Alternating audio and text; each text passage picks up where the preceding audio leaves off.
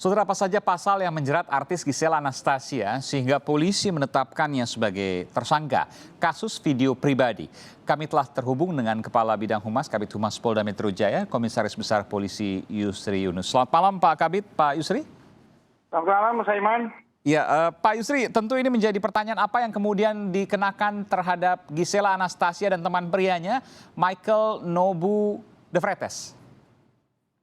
Memang kemarin sudah kita lakukan gelar perkara dan menaikkan status saudari GA dan juga saudara MYD ini dinaikkan status sebagai tersangka. Berarti sudah ditemukan minimal 2 alat bukti yang cukup ya untuk bisa menetapkan sebagai tersangka yang bersangkutan. Ya. Kita persangkakan untuk saudari GA sendiri ini di pasal 4 ayat 1 untuk pasal 29. Undang-Undang nomor 44 tentang pornografi.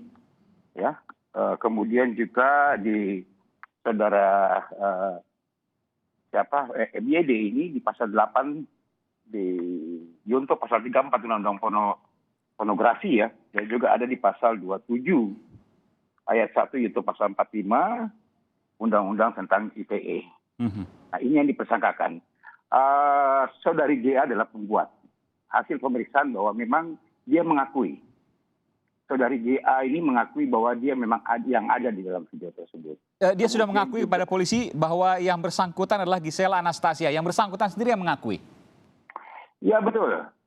Dan saudara MYD pun juga sama mengakui bahwa memang dia adalah yang ada laki-laki dalam video tersebut yang beredar di media sosial. Kemudian juga mengakui bahwa yang membuat videonya adalah saudari GA sendiri. Makanya kenapa dikenakan di pasal 4 itu dia adalah pembuatnya sendiri. Ya.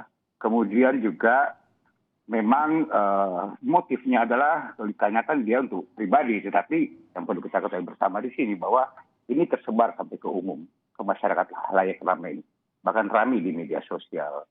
Kemudian saudara MYD juga sama, kenapa di pasal 8, ya sempat menerima transfer dari video tersebut ke akun daripada si MYD ini.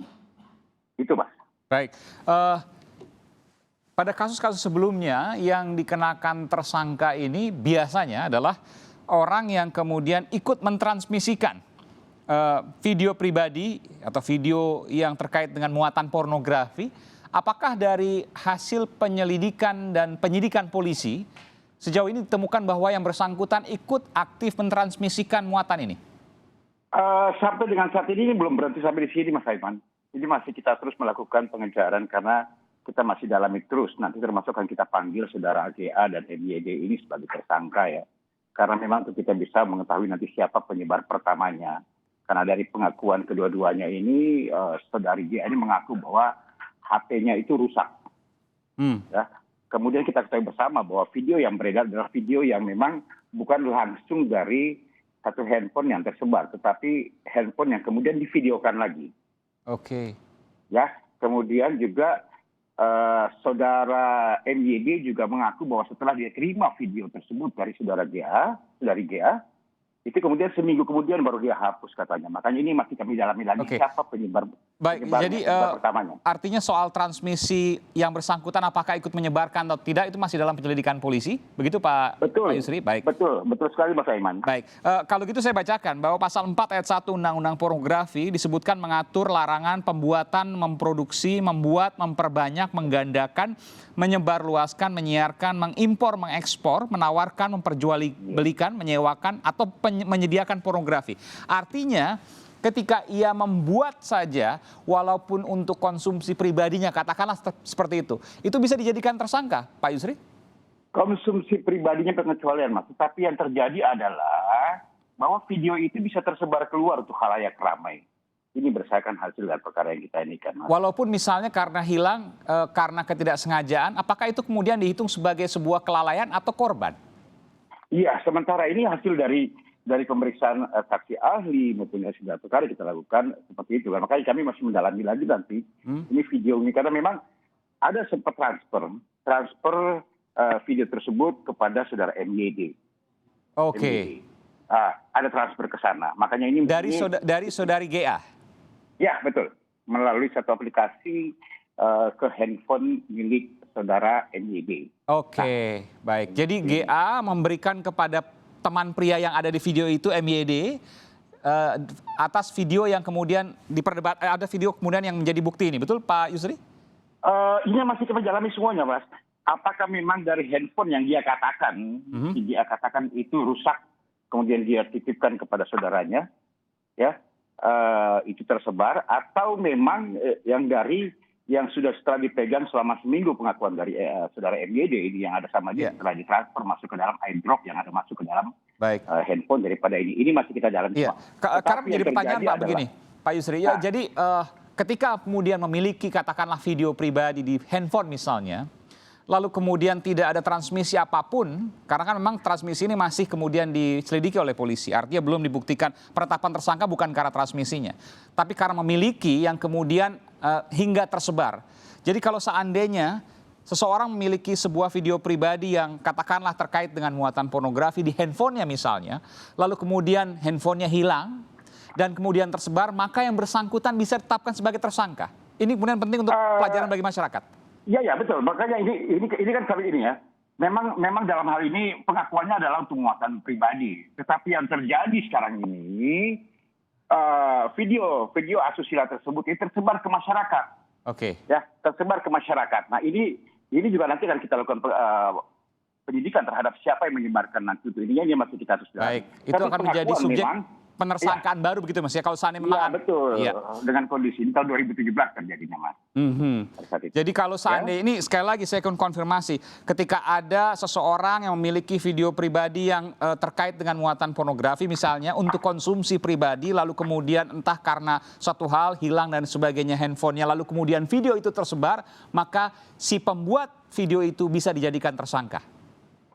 Ya, ini sebagai salah satu pembelajaran juga ya, buat kita semua pengguna media sosial, bahwa kan memang dalam hal di depan digital atau video ini sebaiknya tidak boleh jangan kita melakukan hal-hal yang memang sifatnya pornografi, yang sifatnya di satu sisi. Walaupun untuk konsumsi pribadi jangan begitu ya? Ya, dikatakan sekarang konsumsi pribadinya seperti apa kan harus kita diskusikan, Mas.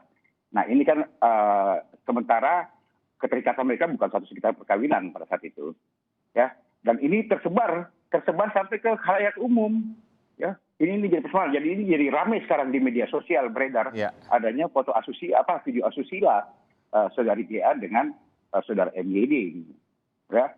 Gitu. Ancaman hukumannya berapa Pak Yusri? Paling rendah 6 bulan, paling tinggi 12 tahun, Mas. Oke. Jadinya. Paling tinggi 12 tahun artinya bisa dilakukan penahanan atas alasan subjektif dari penyidik. Sementara nanti akan kita panggil yang bersangkutan dua-duanya untuk sebagai tersangka, kita lakukan pemeriksaan. Nanti sambil menunggu bagaimana hasil penyidikan yang dilakukan, apakah akan dilakukan penahanan atau tidak, nanti akan kita tunggu. Kapan akan dipanggil, Pak Yusri? Secepatnya mungkin, Mas, untuk ini kan. Sudah ada tanggalnya mungkin? Nanti akan kita sampaikan. Oke, setelah tahun baru kelihatannya ya? Mudah-mudahan secepatnya kita ini kan. Oke, terakhir Pak Yusri, apa yang bisa Pak Yusri sampaikan dari kasus ini? Karena kasus ini mungkin agak berbeda. Kita bicara soal kasus sebelumnya, misalnya kasus artis juga Ariel misalnya, karena ada muatan transmisi. Tapi ini adalah kasus pertama kali, koreksi kalau saya salah, ketika kemudian tidak ada transmisi, lalu kemudian ditetapkan sebagai tersangka sang pembuat videonya. Kalau kami mengharapkan bijak dalam menggunakan ini ya, media dalam hal ini sebaiknya jangan tabu lah kita melakukan perekaman untuk hal-hal yang sifatnya kalau kita bilang pornografi, Mas. Karena kan jejak digital tidak akan pernah hilang. Akhirnya jadi permasalahan ini yang harus kita bijak bersama lah. Untuk pembelajaran buat semua masyarakat. Ini pembelajaran penting dari kasus ini, memang ada pasal yang ternyata bisa menjerat walaupun memang tidak melakukan transmisi atau kemudian masih dibuktikan soal ini, tapi bahwa ada pembuatan produksinya itu yang kemudian akhirnya menyebar karena satu alasan, maka akan punya potensi untuk menjadi proses hukum dari situ. Baik, terima kasih Pak Komisaris Besar Yusri Yunus, Kepala Bidang Humas Polda Metro Jaya. Terima kasih atas informasinya di program Sapa Indonesia Malam. Selamat malam, sehat selalu Pak Yusri.